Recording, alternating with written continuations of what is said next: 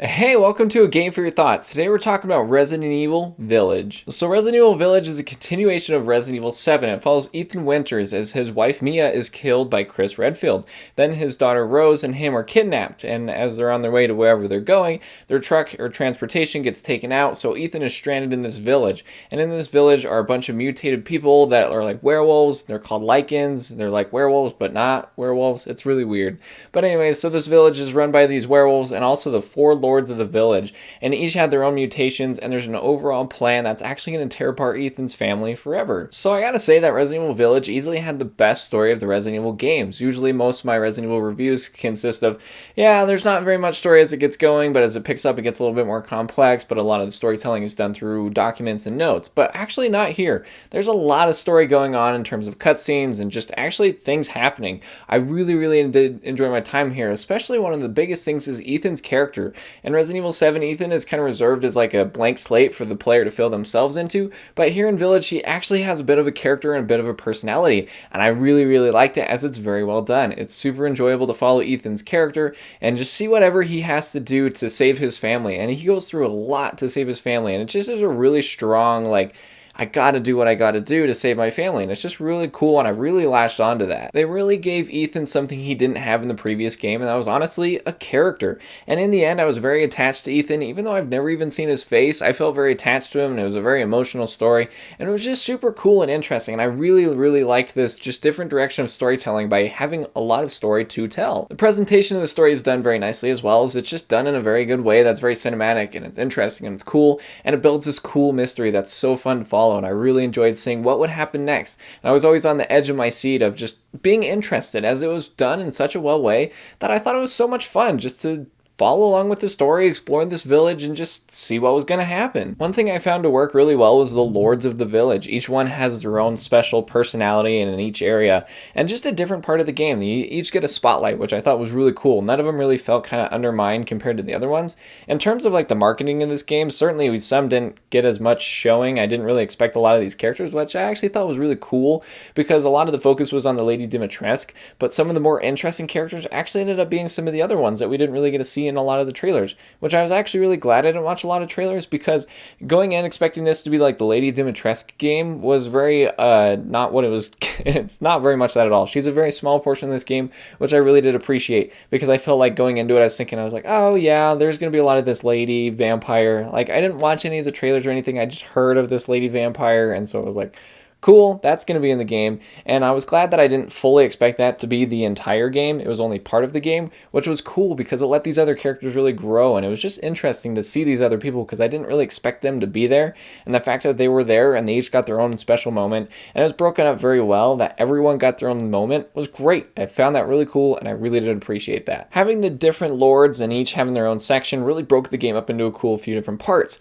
But actually, this is kind of where my biggest problem comes in, and it's not necessarily a problem, it's just something I noticed, and I feel like is very important to pointing out. And I feel like it's this game's identity crisis. This game really doesn't know what it wants to be, because it does so many different things, but I am happy to report that it does all the things very well, and it does it in a different way that feels unique, but it's like, I know I've seen this before, and it's just kind of like, I know I've seen this before, and it feels a little too familiar, and then it does something really cool and interesting that I've never seen done before, and I was like, okay, the way you got there was not super unique, but what you did with it was really unique, and I did appreciate that. And I thought that was really cool. It just kind of felt too familiar, but did something cool with the familiar that just was different, if that makes sense. I don't want to go into too much detail because, spoilers, and I really don't want to spoil any of this as much as I can, because I do want you to experience this for yourself, because experiencing it for yourself is one of the coolest and most important things about a game like this. Is just, if I go and tell you, oh yeah, at minute 45 you're going to get a jump scare at this specific spot. If that does happen to you, I'm sorry.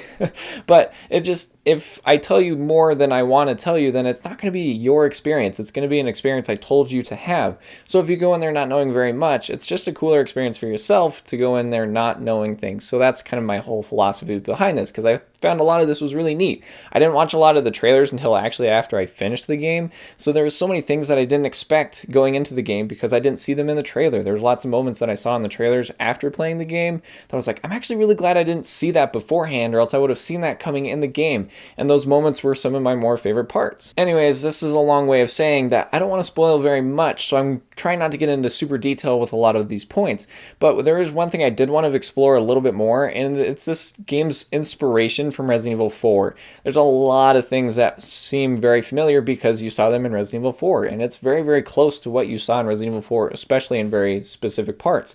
Yet again, don't want to spoil anything, but this definitely was one thing I was very concerned about going into the game because I saw, like, I was like, oh, a village. We saw that in Resident Evil 4. Oh, a village with mutated people. We saw that in Resident Evil 4. And it's just things like that it's like, I've seen this before. But yet again, Village does this and takes it in a bit of a different direction that I did appreciate because it wasn't a total copy of Resident Evil 4 that I was like, this just feels lazy. It does it in a good way that's smart and interesting and mixes it up just enough, but enough that it does keep me a little cautious to be like, I don't know if that was totally the right call because they totally could have taken this opportunity to do something very, very different and something really cool and still used a lot of these ideas. They just kept it familiar and safe, which is totally fine. It paid off, but it was just something that just felt kind of unsure about the game. It didn't totally seem like it had its own identity. It was very unsure of itself, but it ended up pulling it off in the end with these really cool and interesting moments. Long story short, this game did have a touch of an identity crisis, but it did just enough to make it cool and interesting and stand out just a little bit enough to be like, all right, I see what you did there. It was cool. It was interesting. But I really did enjoy the story of Ethan. His character is really cool. They build it in such an interesting way that I honestly didn't really expect them to do.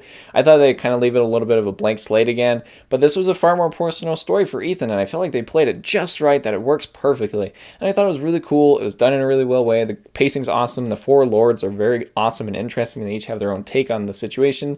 I just thought it was cool and fun and different. And I'm really excited to jump back into the story again because I started playing it before I did this review. So I beat it once and I started playing it again just to go through and just find more secrets. But it's cool to see a lot of the foreshadowing. It's like, oh, that makes sense now. They just did a great job of the presentation and I really did like that. The gameplay was something I could not get enough of. I really loved the gameplay of Resident Evil 7 as it was just feel very classic Resident Evil. It felt scary and interesting and cool and different. And Resident Evil 8 actually improves upon this in pretty much every way. I really, really did enjoy the gameplay here and there's so much to talk about. This game did have a bit more action, but it's done well that there's still a lot of tension. It keeps you on the edge of your seat, but also gives you some moments to relax, especially in lots of moments of exploration and exploring this village. I almost said open world, but it's not really an open world. It just keeps bringing you back into the village, but you have a new key or a new thing that gives you access to different things, which gives you more abilities, different things to collect and sell, and it's just interesting how this game has cool little downtime. But one thing I did like is the sound design is really cool, as there's like snapping branches, distant howls, rustling bushes, things to just keep the tension there so it wasn't totally relaxed, but just enough that you could have a bit of fun exploring the village and just trying some cool things out. Some other reviews I read and people I talked to said that this game had too much action, and I think that's a fair criticism, but I'd actually have to disagree because I feel like it had a great balance of action and horror, and that's one thing Resident Evil 4 did really well, is it balanced action and horror, and I feel like Village does this very well also. It has great moments where there's lots of really tight action that's really cool and interesting, but each bullet still counts and those headshots really have to hit. If not, it could cost you later on. I thought that was cool, but it also had moments that'll let you relax a little bit and go a little bit more gun crazy, which I thought was cool. It just balanced it very well, that it was comfortable. It felt fine and it was fun and interesting, and like I said, balanced and blended the action and horror very well. But I've got to be totally honest with you, I really think that Resident Evil 4 is more action heavy and oriented than Resident Evil Village was. Village did a great job of blending this cool and interesting story, action gameplay, survival horror elements, and exploration all together very well, that it just flowed and worked very well. One really big thing that helped with this is the variety of enemies. Though they are similar, they have different elements to them that help you mix it up, try different things, and also you have to approach enemies in different ways. It was cool, and I did appreciate that. That was something Resident Evil 7 was severely lacking, was a variety of enemies. And when I was thinking about it, honestly, a lot of previous Resident Evil games kind of have this same problem too, is the enemies don't have a whole lot of variety. Here, there's so much variety, and I did appreciate that. It was always cool. And like I said, they kind of had like a little strategy element to it that I thought was cool. It was interesting and different, and it was very much appreciated. One of my favorite parts of Resident Evil games has always been the puzzles, and this game had just enough puzzles to satisfy my craving for the puzzles, as they were very well done. There wasn't a whole ton of them, but they kept it in enough that it was like, oh, here's a puzzle. I was like, ooh, cool, fun. And then you go and do some action, and then it's like, did you want another puzzle? And I was like, yeah, I do want another puzzle. And it's like, all right, here you go. Here's a fun puzzle. And it was just cool, different. It mixed it up just enough that I kept it interesting, and there was a few puzzles that were a little mind-scratching, but they were all pretty like straightforward, or took just a second to figure out, and once you get it, you're like, oh, okay, that makes sense. But there was that statue puzzle in the wine room that I do have to say got me stumped for a minute or two, but once I understood it, I was like, oh, duh. The boss fights of this game are actually some of the best in the Resident Evil series. Most, or pretty much every Resident Evil boss fight before this is like, here's an eyeball, shoot it.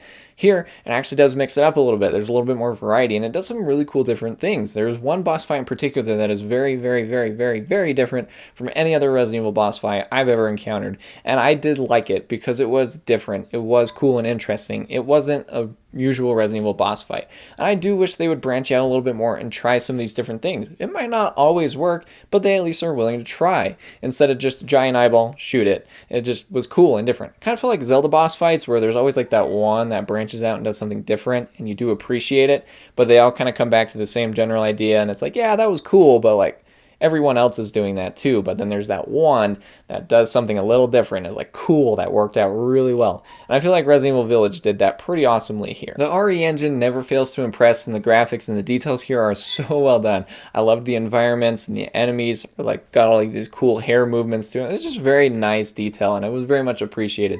The environments are super detailed. There's so much to see and do, and it just looks impressive. I do have to shoot some major praise to the voice acting in this game. It was well done. My favorite one by far is the guy who played Carl Heisenberg.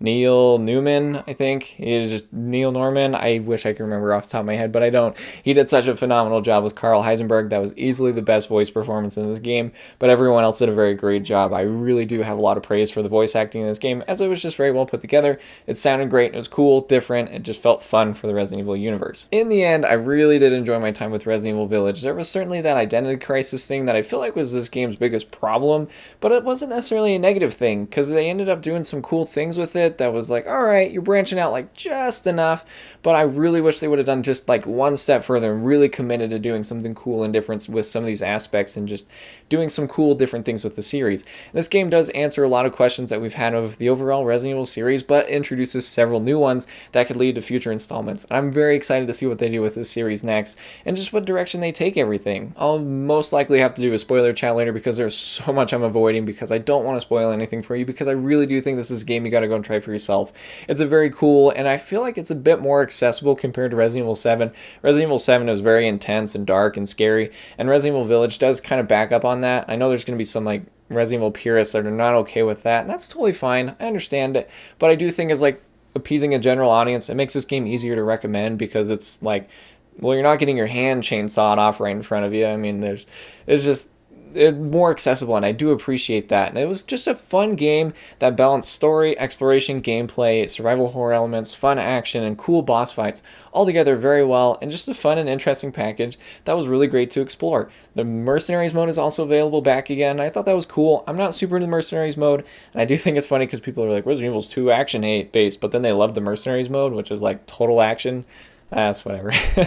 But it's all there for you. This game has plenty to offer, and I think multiple playthroughs are very much appreciated, because it does offer you some more insights to the story, as you can branch out and explore the village a little bit more, but also dive into the lore a bit more, catch on the foreshadowing, and it's just fun to give it another playthrough. So I do recommend giving it at least 2 playthroughs.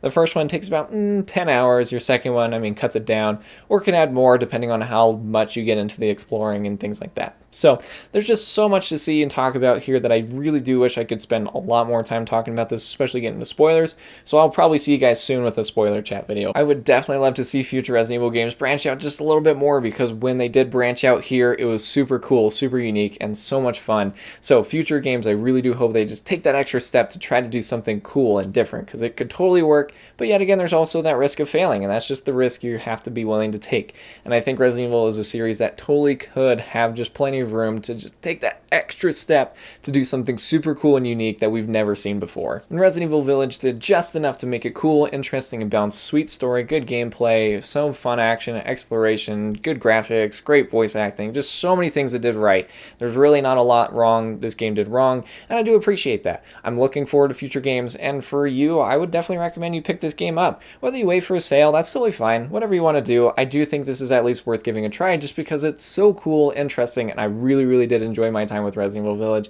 and it was such a fun experience that I'm really excited to get back into a few more times at least before I put this one away for a minute, just to jump back into it again, because I really do see myself giving this game multiple playthroughs because it honestly does deserve it, because this is a really cool game that I totally think you should check out. Hey, thank you so much for watching my video on Resident Evil Village. Let me know what you think about the game down below in the comments. Try to avoid spoilers, please, just to be courteous to others, but also at the same time, I get it, there's lots to talk about. So hang tight for a spoiler video. I know I keep saying that, but I really, like, the more I think about it, I'm like, yeah, I got to do that, especially doing through this review. There was so much I avoided. We'll catch that later. But while you're down in the comments, if you want to hit like, subscribe, and the bell to get notified every time I post a new video, that'd be very much appreciated. And if you want to see more of me, I'm trying to get back over on Twitch at twitch.tv/thegameforyourthoughts. I'm trying to stream there as whenever I can. It's been so busy. I want to get back over there. So go over there, give me a follow, and keep an eye out for future streams. But that'll do it for me here. Don't forget that the key to success is succeeding. I hope you have an excellent day, and we will see you guys next time on A Game for Your Thoughts. Thanks for watching.